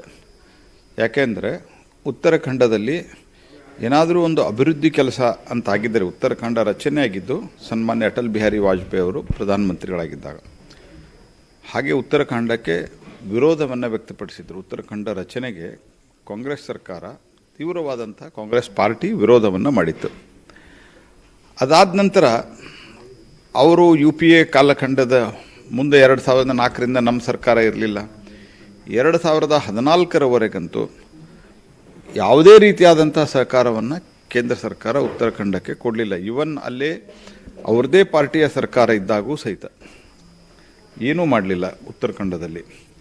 ಸೊ ಮುಂದೆ 2014ರಲ್ಲಿ ನಾವು ಬಂದ್ವಿ. 3 ವರ್ಷ ಕಾಂಗ್ರೆಸ್ ಸರ್ಕಾರ ಇತ್ತಲ್ಲಿ. ಆವಾಗ ನಾವು ಕೊಟ್ಟ ಯೋಜನೆಗಳನ್ನು ಇಂಪ್ಲಿಮೆಂಟ್ ಮಾಡುವಂಥದ್ದು, ಅನುಷ್ಠಾನ ಮಾಡುವಂಥ ಮಾನಸಿಕತೆ ಅವರಿಗೆ, ಕಾಂಗ್ರೆಸ್ ಪಾರ್ಟಿಯವರಿಗೆ ಇರಲಿಲ್ಲ. ಹೀಗಾಗಿ ಅಲ್ಲಿ ರಸ್ತೆ, ಅಲ್ಲೇನು ಈ 4 ಧಾಮಗಳು ಅಂತ ಹೇಳ್ತಾರೆ, 4 ಧಾಮ್, ಬಹಳ ಇಟ್ ಈಸ್ ಎ ಬಿಗ್ ಒಳ್ಳೆ ಪಿಲ್ಗ್ರಿಮೇಜ್ ಟೂರಿಸ್ಟ್ ಸೆಂಟರ್ ಅದು. ಅದರ್ವೈಸ್ ಆಲ್ಸೋ ಅದೊಂದು ಟೂರಿಸ್ಟ್ ಸೆಂಟರು. ಅಲ್ಲಿ ಯಾವುದೇ ವ್ಯವಸ್ಥೆಗಳು ಇರಲಿಲ್ಲ. ಆ ಎಲ್ಲ ವ್ಯವಸ್ಥೆಗಳು ನಿರ್ಮಾಣ ಆಗಲಿಕ್ಕೆ ಪ್ರಾರಂಭ ಆಗಿದ್ದರೆ ಈಗ ಕೇದಾರ ಬದ್ರಿ ಯಾತ್ರೆ ಸುಲಭವಾಗಿ ಆಗಲಿಕ್ಕೆ ಸಾಧ್ಯ ಇದೆ. ಯಾಕೆಂದರೆ ಅಲ್ಲಿ ಮಾಡಿರುವಂಥ ರೋಡು, ಅಲ್ಲಿ ಮಾಡಿರುವಂಥ ಹೆಲಿಕಾಪ್ಟರ್ ವ್ಯವಸ್ಥೆ, ಇದು ಎಲ್ಲದರ ಪರಿಣಾಮ ಇದು ಜನ ಪ್ರತ್ಯಕ್ಷ ಗಮನಿಸ್ತಾ ಇದ್ದಾರೆ. ಹಾಗಾಗಿ ನನಗೆ ವಿಶ್ವಾಸ ಇದೆ. ಮತ್ತು ನಮ್ಮ ಇಂಟರ್ನಲ್ ಸರ್ವೇನೂ ಹೇಳುವ ಪ್ರಕಾರವಾಗಿ ನಾವು ಭಾಳ ಕಂಫರ್ಟೇಬಲ್ ಆಗಿ ಅಲ್ಲಿ ಗೆಲ್ತೇವೆ. ಈಗ ಈ ಕರೋನಾ ಮತ್ತು ಒಮೈಕ್ರಾನ್ ಕಾರಣಕ್ಕೋಸ್ಕರ ನೀವು ಪಬ್ಲಿಕ್ ರ್ಯಾಲೀಸ್ಗಳನ್ನ ಮಾಡ್ಲಿಕ್ಕೆ ಸಾಧ್ಯ ಆಗ್ತಿಲ್ಲ. ಆಗ ಈ ಫಾರ್ ಎಕ್ಸಾಂಪಲ್ ಪ್ರಧಾನಿ ನರೇಂದ್ರ ಮೋದಿ ಅವರು ಅಥವಾ ಬೇರೆ ನಿಮ್ಮ ಕೇಂದ್ರ ಸಚಿವರು ಇವರೆಲ್ಲ ರ್ಯಾಲಿ ಮಾಡ್ಲಿಕ್ಕೆ ಆಗ್ತಿಲ್ಲ. ಇದೇನಾದರೂ ಚುನಾವಣೆ ಮೇಲೆ ಪರಿಣಾಮ ಬೀರ್ತಿದೆಯಾ? ನಾವು 1,000 ಜನರನ್ನ ಸೇರಿಸಿ ರ್ಯಾಲಿ ಮಾಡ್ಬೋದು ಅಂತ ಏನು ಅನುಮತಿ ಕೊಟ್ಟಿದ್ದಾರೆ, ಅದನ್ನು ನಾವು ಮಾಡ್ತಾ ಇದ್ದೀವಿ. ಪ್ರಧಾನಮಂತ್ರಿಗಳದ್ದು ಅತಿ ದೊಡ್ಡ ಪ್ರಮಾಣದಲ್ಲಿ ನಾವು ಈ ಒಂದು ಆನ್ಲೈನ್ ರ್ಯಾಲಿ ಅಂದರೆ ಅಥವಾ ವರ್ಚುವಲ್ ರ್ಯಾಲಿ ಅಂತಂದರೆ ಅದನ್ನು ನಾವು ಮಾಡ್ತಾ ಇದ್ದೀವಿ. ಲಕ್ಷಾಂತರ ಜನರಿಗೆ ಪ್ರಧಾನಮಂತ್ರಿಗಳ ವರ್ಚುವಲ್ ರ್ಯಾಲಿ ಮೂಲಕ ನಾವು ಜನರನ್ನು ತಲುಪುವಂಥ, ಪ್ರಧಾನಮಂತ್ರಿಗಳು ಜನರನ್ನು ತಲುಪುವಂಥ ವ್ಯವಸ್ಥೆಯನ್ನು ನಾವು ಮಾಡ್ತಾ ಇದ್ದೀವಿ. 5 ಕಡೆ ವರ್ಚುವಲ್ ರ್ಯಾಲಿ ಅಂತ ಮಾಡುವಂಥ ಒಂದು ಯೋಜನೆಯನ್ನು ನಾವು ಮಾಡಿದ್ವಿ. ಅದಕ್ಕೆ ಪ್ರಧಾನಮಂತ್ರಿಗಳು ಸಮ್ಮತಿಯನ್ನು ಕೊಟ್ಟಿದ್ದಾರೆ. ಈಗ ಇತ್ತೀಚೆಗೆ ಕಾಂಗ್ರೆಸ್ ನಾಯಕರೊಬ್ಬರು ಬಂದರು, ನೀವು ಅವ್ರಿಗೆ ಟಿಕೆಟ್ ಕೊಟ್ರಿ, ಮತ್ತೆ ನಿಮ್ಮನ್ನ ಅಲ್ಲಿಗೆ ಹೋದ್ರು. ಸೊ ಹಂಗಾಗಿ ಅಲ್ಲಿನ ಮತ್ತೆ ಸಹಜವಾಗಿ ಅಧಿಕಾರ ಇತ್ತು ಅಂದಾಗ ಆಸ್ಪಿರೆಂಟ್ಸ್ಗಳು ಜಾಸ್ತಿ ಇರ್ತಾರೆ. ಹಾಗಾಗಿ ಪಾರ್ಟಿಲಿ ಆ ಥರದ ಏನಾದರೂ ಭಿನ್ನಮತ, ಬಂಡಾಯ ಆ ಥರದ್ದು ಏನಾದರೂ ಉಂಟು? ಕೆಲವರು ಚುನಾವಣೆಗೆ ಸ್ಪರ್ಧೆ ಮಾಡುವಂಥ ಪ್ರಯತ್ನವನ್ನು ಮಾಡಿದ್ದಾರೆ. ಅವ್ರ ಜೊತೆಗೆ ಇನ್ನೂ ಮಾತುಕತೆ ನಡೀತಾ ಇದೆ.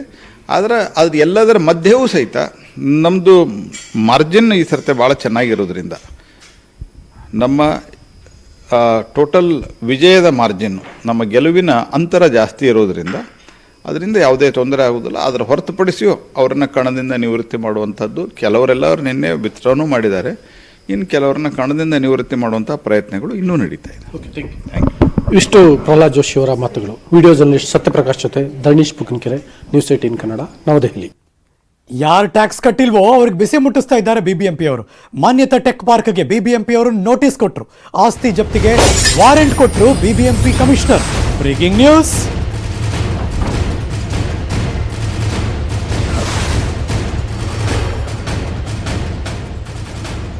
ತೆರಿಗೆ ಕಟ್ಟದವರಿಗೆ ಬಿಸಿ ಮುಟ್ಟಿಸಿದ್ದಾರೆ ಬೃಹತ್ ಬೆಂಗಳೂರು ಮಹಾನಗರ ಪಾಲಿಕೆಯವರು. ಮಾನ್ಯತಾ ಟೆಕ್ ಪಾರ್ಕ್ಗೆ ಬಿಬಿಎಂಪಿ ಅವರು ಹೋದ್ರು, ನೋಟಿಸ್ ಕೊಟ್ಟರು, ಆಸ್ತಿ ಜಪ್ತಿ ಮಾಡ್ತೀವಿ ಅಂತ ವಾರೆಂಟ್ ಕೂಡ ಕೊಟ್ಟಿದ್ದಾರೆ ಬಿಬಿಎಂಪಿ ಆಯುಕ್ತರು. ಮಾನ್ಯತಾ ಟೆಕ್ ಪಾರ್ಕ್ನಿಂದ ಎಷ್ಟು 72.70 ಕೋಟಿ ಟ್ಯಾಕ್ಸ್ ಇದು. ಅದರ ಜೊತೆಗೆ ರಾಯಲ್ ಗ್ರ್ಯಾಂಡ್ ಕಲ್ಯಾಣ ಮಂಟಪಕ್ಕೂ ನೋಟಿಸ್, ಯಾಕೆಂದರೆ ಅವರು 70 ಲಕ್ಷ ಕೊಡಬೇಕು, ಬಾಕಿ ಉಳಿಸ್ಕೊಂಡಿದ್ದಾರೆ. ರಾಯಲ್ ಗ್ರ್ಯಾಂಡ್ ಹೆಸರು, ಬಿಲ್ಡಿಂಗು ಎಲ್ಲ ದೊಡ್ಡದಾಗೇ ಇದೆ, ಆದರೆ ಟ್ಯಾಕ್ಸ್ ಕಟ್ಟಲ್ಲ ನೋಡಿ ಅವರು.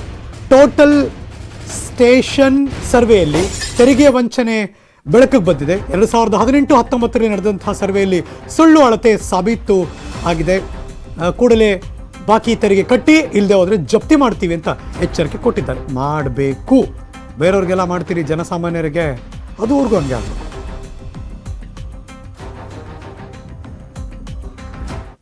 ಡಿ.ಕೆ. ಶಿವಕುಮಾರ್ ಮತ್ತು ಆನಂದ್ ಸಿಂಗ್ ಅವರ ಭೇಟಿ ವಿಚಾರ. ಇಬ್ಬರ ಭೇಟಿಗೆ ರಾಜಕೀಯ ಬಣ್ಣ ಕಟ್ಟೋ ಅಗತ್ಯ ಇಲ್ಲ. ರಾಮನಗರದಲ್ಲಿ ಸಚಿವ ಸುನಿಲ್ ಕುಮಾರ್ ಅವರ ಹೇಳಿಕೆ. Breaking news.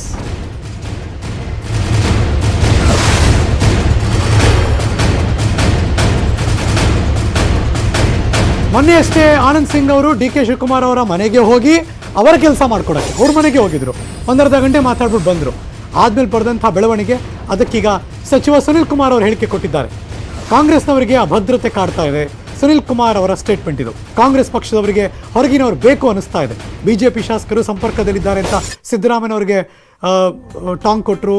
ಯತ್ನಾಳ್ ಹೇಳಿಕೆ ಬಗ್ಗೆ ಅವರನ್ನೇ ಕೇಳಿ ಅಂತರು ಇಂಧನ ಸಚಿವರು. ನಮ್ಮಲ್ಲಿ ಮೂಲ ಮತ್ತು ವಲಸೆ ಎನ್ನುವಂಥ 2 ಶಬ್ದಗಳು ನಮ್ಮ ಪಾರ್ಟಿನಲ್ಲಿ ಇಲ್ಲವೇ ಇಲ್ಲ. ವಲಸೆ ಎನ್ನುವಂಥ ಶಬ್ದ ನಮ್ಮ ಪಾರ್ಟಿನಲ್ಲಿ ಇಲ್ಲವೇ ಇಲ್ಲ. ನಮ್ಮ ಪಕ್ಷಕ್ಕೆ ಒಂದು ಸಾರಿ ಬಂದ ನಂತರ ಅವರೆಲ್ಲರೂ ಕೂಡ ಪಾರ್ಟಿಯ ಕಾರ್ಯಕರ್ತರೆ. ಹಾಗಾಗಿ ಈಗಾಗಲೇ ನಾವು ಸ್ಪಷ್ಟ ಮಾಡಿದ್ದೇವೆ, ನಾವು ಒಂದಾಗಿ ಮುಂದಿನ ಚುನಾವಣೆಯನ್ನು ಎದುರಿಸ್ತೇವೆ.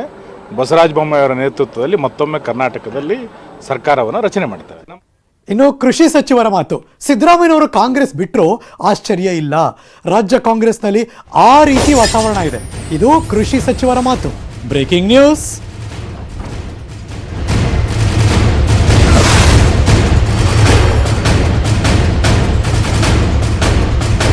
ಅವ್ರು ಬಿಡ್ತಾರೆ ಇವ್ರು ಬಿಡ್ತಾರೆ ಅನ್ನೋಕ್ಕಿಂತ ಸಿದ್ದರಾಮಯ್ಯನವರು ಕಾಂಗ್ರೆಸ್ ತ್ಯಜಿಸಿದ್ರು ಆಶ್ಚರ್ಯ ಇಲ್ಲ ಅಂದ್ರು.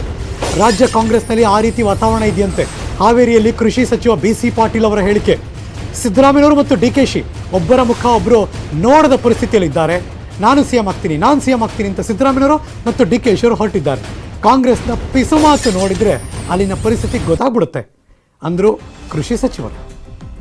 ಅವರು ಕಾಂಗ್ರೆಸ್ ತ್ಯಜಿಸಿದ್ರು ಕೂಡ ಆಶ್ಚರ್ಯ ಇಲ್ಲ. ಇವತ್ತು ಅಲ್ಲಿ ಆ ರೀತಿ ಒಂದು ವಾತಾವರಣ ನಿರ್ಮಾಣ ಆಗಿದೆ. ಡಿ ಕೆ ಶಿವಕುಮಾರ್ ಅವರು ಮತ್ತೆ ಸಿದ್ದರಾಮಯ್ಯನವ್ರ ಮಧ್ಯೆ ಕಂದಕ, ಬಹಳ ದೊಡ್ಡ ಕಂದಕ ನಿರ್ಮಾಣ ಆಗಿದೆ. ಒಬ್ಬರನ್ನೊಬ್ಬರು ಮುಖ ನೋಡಿ ಮಾತಾಡದಿರುವಂತ ಒಂದು ಪರಿಸ್ಥಿತಿ ನಿರ್ಮಾಣ ಆಗಿದೆ. ಅವರು ಜೊತೆಗೆ ಅವ್ರ ಗುಂಪುಗಾರಿಕೆ ಜೊತೆಗೆ ಅವರು ಪಿಸು ಮಾತು, ಇವ್ರ ಗುಂಪು ಜೊತೆಗೆ ಇವ್ರ ಪಿಸು ಮಾತು. ಈ ಪಿಸು ಮಾತುಗಳು ಎಲ್ಲಿ ಯಾವತ್ತು ಹೇಗೆ ಸ್ಫೋಟ ಆಗ್ತದೆ ಅಂತ ಹೇಳಲಿಕ್ಕೆ ಆಗೋದಿಲ್ಲ. ಇವತ್ತು ಕಾಂಗ್ರೆಸ್ ಪಕ್ಷ ಅಧಿಕಾರಕ್ಕೆ ಬರೋದು ಕನಸು. ಇವತ್ತು ಭಾರತ ದೇಶದಲ್ಲಿ ಎಲ್ಲೂ ಉಳಿದಿಲ್ಲ. ಈಗ ಇಲ್ಲಿ ನಮ್ಮ ಸಿದ್ದರಾಮಯ್ಯನವರು ಬಲಗೈ ಬಂಟರಾದಂತ CM ಇಬ್ರಾಹಿಂ ಅವರು ಇಬ್ರು ಜಿಗಿರಿ ದೋಸ್ತರು, ಬಹಳ ದೋಸ್ತಿ ಇತ್ತು. ಅವರು ಒಬ್ಬರನ್ನು ಬಿಟ್ಟಿದ್ದಾರೆ. ಅದೇ ರೀತಿ ಇನ್ನೂ ಬಹಳಷ್ಟು ಜನ ಕಾಂಗ್ರೆಸ್ ಅನ್ನ ಬಿಟ್ಟು ಹೋಗುವಂತವ್ರು ಇದ್ದಾರೆ. ತನ್ನ ಪಾಪ್ಯುಲಾರಿಟಿ ತೋರಿಸ್ಕೋಬೇಕು ಅಂತ ಶಿವಕುಮಾರ್, ಒಂದ್ ಕಡೆ ಪಾಪ್ಯುಲಾರಿಟಿ ತೋರಿಸ್ಕೊಳ್ಳಿಕ್ಕೆ, ತನ್ನ ಶಕ್ತಿ ತೋರಿಸ್ಕೊಳ್ಳಿಕ್ಕೆ ಸಿದ್ದರಾಮಯ್ಯ. ಇವರಿಬ್ಬರು ಬಡದಾಟದಲ್ಲಿ ಕಾಂಗ್ರೆಸ್ ಕೂಸು ಬಡವಾಗುತ್ತೆ. ಸಚಿವ ಸಂಪುಟ ವಿಸ್ತರಣೆ ಆಗುತ್ತಾ ಅಥವಾ ಪುನರಚನೆ ಆಗುತ್ತಾ? ನಾಳೆ ದೆಹಲಿಗೆ ಹೋಗ್ತಿದ್ದಾರೆ ಮುಖ್ಯಮಂತ್ರಿ ಬಸವರಾಜ ಬೊಮ್ಮಾಯಿ ಅವರು. ದೆಹಲಿ ಹೋಗೋದ್ರ ಬಗ್ಗೆ ಮಾಹಿತಿಯನ್ನ CM ಕೊಟ್ಟರು. Breaking news.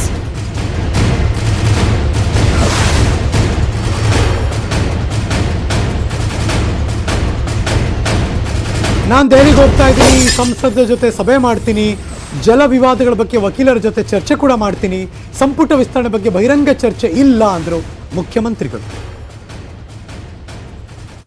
ರಾಜ್ಯವನ್ನು ಪ್ರತಿನಿಧಿಸುವಂಥ ಅಂತಾರಾಜ್ಯ ಜಲ ವಿವಾದ ಪ್ರತಿನಿಧಿಸುವಂಥ ಲಾಯರ್ಸ್ಗಳನ್ನು ಕೂಡ ಭೇಟಿಯಾಗುವಂಥ ಕಾರ್ಯಕ್ರಮ ಇದೆ. ಅವರೆಲ್ಲರನ್ನೂ ಭೇಟಿಯಾಗಿ ಬಹುತೇಕವಾಗಿ ನಾಳೆ ಬೆಳಗ್ಗೆ ದಿಲ್ಲಿಗೆ ಹೋಗುವಂಥ ಸಾಧ್ಯತೆ ಇದೆ. ಅವು ಅಪಾಯಿಂಟ್ಮೆಂಟ್ಸು ಅದರ ಆಧಾರದ ಮೇಲೆ ಸಮಯ ನಿಗದಿ ಆಗುತ್ತೆ. ಬಹುತೇಕವಾಗಿ ನಾಳೆ ಬೆಳಗ್ಗೆ ದಿಲ್ಲಿಗೆ ಹೋಗೋ ಸಾಧ್ಯತೆ. ಅದರ ಬಗ್ಗೆ ಬಹಿರಂಗ ಚರ್ಚೆ ಮಾಡಲ್ಲ. ನಮ್ಮ ರಾಜ್ಯವನ್ನು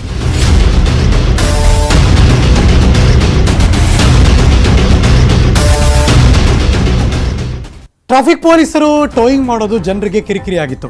ಇದೀಗ ಬರ್ತಿರುವಂತಹ ಬ್ರೇಕಿಂಗ್ ನ್ಯೂಸ್. ಮತ್ತಷ್ಟು ಬಿಗಿಯಾಗುತ್ತಾ ಟೋಯಿಂಗ್ ರೂಲ್ಸ್ ಅನ್ನೋ ಪ್ರಶ್ನೆ.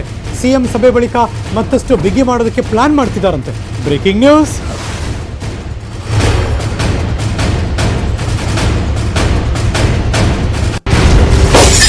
ರೂಲ್ಸ್ ಟೈಟ್ ಮಾಡಿ, ಆದರೆ ಟೋಯಿಂಗ್ ಟಾರ್ಚರ್ ಆಗಬಾರ್ದು ಅಷ್ಟೇ. ಸಂಚಾರಿ ಪೊಲೀಸರಿಂದ ಟೋಯಿಂಗ್ ರೂಪುರೇಷೆ ಸಿದ್ಧಪಡಿಸ್ತಾ ಇದ್ದಾರೆ. Towing SOP standard operation plan ರಚನೆಯಲ್ಲಿ ಬ್ಯುಸಿಯಾಗಿದ್ದಾರೆ ಈಗ ಅಧಿಕಾರಿಗಳು. ಹಾಲಿ ನಿಯಮಗಳ ಕಟ್ಟುನಿಟ್ಟಿನ ಜಾರಿಗೆ ಅಧಿಕಾರಿಗಳು ಒತ್ತು ಕೊಡ್ತಿದ್ದಾರೆ. ಮೈಕ್ ಅಥವಾ ಧ್ವನಿವರ್ಧಕ ಜೊತೆಗೆ ಸೈರನ್ ಕಡ್ಡಾಯ. ಟೋಯಿಂಗ್ ಸಿಬ್ಬಂದಿ ಜನರ ಜೊತೆ ಜಗಳ ಮಾಡಬಾರ್ದು. ಟೋಯಿಂಗ್ ವಾಹನದ ಜವಾಬ್ದಾರಿ ASI ಹೆಗಲಿಗೆ ಹೊರಿಸ್ತಾ ಇದ್ದಾರೆ. ಟೋಯಿಂಗ್ ಸಿಬ್ಬಂದಿಗಳು ASIಗಳ ಜೊತೆ ಸಭೆಗೆ ಚಿಂತನೆ ಮಾಡ್ತಿದ್ದಾರೆ. ಅಭಿಪ್ರಾಯವನ್ನು ಕೇಳಿದ ಮೇಲೆ ಹೊಸ SOP ರಚನೆಗೆ ಚಿಂತನೆ ಮಾಡ್ತಿದ್ದಾರೆ. ಅದು ಸಾರ್ವಜನಿಕ ಸ್ನೇಹಿಯಾಗಿರುತ್ತೆ. ಪರಿಣಾಮಕಾರಿ SOPನ ತಯಾರು ಮಾಡೋದಕ್ಕೆ ಇದೀಗ ತಯಾರಿ ಮಾಡ್ಕೋತಿದ್ದಾರೆ ಎಲ್ಲ ಹಂತದಲ್ಲೂ ಕೂಡ. ಅಂದರೆ ಪ್ರತಿ ಟೋಯಿಂಗ್ ವಾಹನದಲ್ಲಿ CCTV ಕ್ಯಾಮ್ರಾ ಇರಬೇಕು, 4 ಕ್ಯಾಮ್ರಾ ಇರಬೇಕು ಎಲ್ಲ ಕಡೆ. ASI ಕೈಲಿ ಕ್ಯಾಮ್ರಾ ಇರಬೇಕು, ಡ್ರೈವರ್ ಮುಂಭಾಗ CC ಕ್ಯಾಮ್ರಾ ಇರಬೇಕು, ಹಿಂಬದಿಯಲ್ಲಿ CC ಕ್ಯಾಮ್ರಾ ಇರಬೇಕು, ಬಾಡಿ ಹಾರ್ನ್ ಇರಲೇಬೇಕು. ಕ್ಯಾಮ್ರಾ ಕಡ್ಡಾಯವಾಗಿ CCTVಗಳಿಗೆ ಮೊಬೈಲ್ DVR ವಿತ್ GPS ಕಡ್ಡಾಯ ಇರಬೇಕು. ಟೋಯಿಂಗ್ ವಾಹನದಲ್ಲಿ ಸಿಬ್ಬಂದಿ ದಪ್ಪದ ಹಗ್ಗ, ಚೈನ್ ಕೋನ್ ಇಟ್ಟಿರಬೇಕು. ಮೈಕ್ ಹಾಗೂ ಧ್ವನಿವರ್ಧಕ ಜೊತೆಗೆ ಸೈರನ್ ಅನ್ನೋದು ಕಂಪಲ್ಸರಿ ಕಡ್ಡಾಯ. ಟೋಯಿಂಗ್ ವಾಹನದ ವೇಗ 5 ರಿಂದ 10 ಕಿಲೋಮೀಟರ್ ಮಾತ್ರ ಇರಬೇಕು. ಟೋಯಿಂಗ್ ವಾಹನ ಸಂಚರಿಸುವ ವೇಳೆ ಸೈರನ್ ಕಡ್ಡಾಯ. ನೋ ಪಾರ್ಕಿಂಗ್ನಲ್ಲಿ ಗಾಡಿ ಇದ್ದರೆ ಫೋಟೋ ತೆಗಿಬೇಕು, ವಿಡಿಯೋ ಚಿತ್ರೀಕರಣ ಆಗಬೇಕು. 64 GB ಪೆನ್ ಡ್ರೈವ್ನಲ್ಲಿ ಸೇವ್ ಮಾಡಬೇಕು. ಟೋಯಿಂಗ್ ಸಿಬ್ಬಂದಿ ಕಡ್ಡಾಯವಾಗಿ ಸಮವಸ್ತ್ರದಲ್ಲೇ ಇರಬೇಕು. ಟೋಯಿಂಗ್ ಸಿಬ್ಬಂದಿ ಸಾರ್ವಜನಿಕರ ಜೊತೆ ಜಗಳ ಮಾಡಂಗಿಲ್ಲ. ಸಂಪೂರ್ಣ ಜವಾಬ್ದಾರಿ ಟೋಯಿಂಗ್ ವಾಹನದ ASI ಹೆಗಲಿಗೆ ಇದ್ದೇ ಇರುತ್ತೆ, ಏನೇ ಹಿಂದೆ ಮುಂದೆ ಆದರೂ. ಹಾಗಾಗಿ ಈ ಎಲ್ಲ SOP ಪ್ಲಾನ್ನಲ್ಲಿ ಅಳವಡಿಸ್ತಾ ಇದ್ದಾರೆ. ಇಷ್ಟರಲ್ಲೇ ಇದೆಲ್ಲ ಜಾರಿಗೆ ಬರುತ್ತೆ.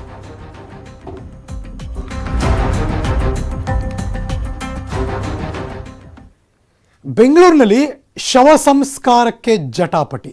ಇದೇನಪ್ಪ ಅಂತ ಆಶ್ಚರ್ಯ ಆಗ್ಬೋದು. ಹೌದು, ನಿಜ. ಮೃತ ವೃದ್ಧೆಯ ಕುಟುಂಬಸ್ಥರಿಂದ ಸ್ಥಳೀಯರಿಗೆ ಕಲ್ಲೇಟು.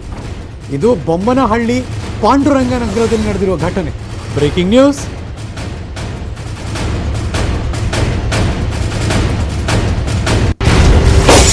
ಯಾಕಪ್ಪ ಅಂದರೆ ಜನವಸತಿ ಪ್ರದೇಶದಲ್ಲಿ ಇವರು ಅಂತ್ಯ ಸಂಸ್ಕಾರ ಮಾಡ್ತಿದ್ರು ಅಂತ.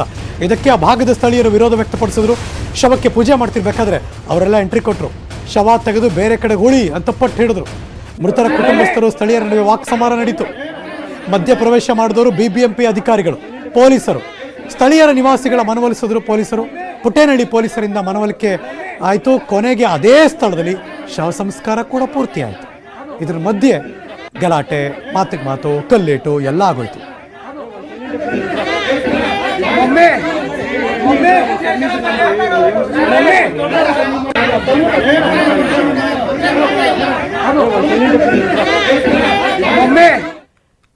ಇಲ್ಲಿಗೆ ಕ್ಷಣದ ನ್ಯೂಸ್ ಮುಗಿಸಿ ನಾನು ಹೋಗಿ ಬರ್ತೀನಿ. ಮತ್ತೆ ಸಿಗ್ತೀನಿ ಮುಂದಿನ ಸುದ್ದಿಗಳಲ್ಲಿ. ಪಕ್ಕಾ ನ್ಯೂಸ್ಗೆ ನೀವು ಯಾವಾಗಲೂ ನೋಡ್ತಾ ಇರಿ ನ್ಯೂಸ್ 18 ಕನ್ನಡ.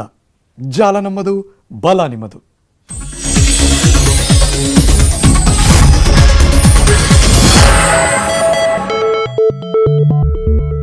ಈ ವಾರ್ತೆ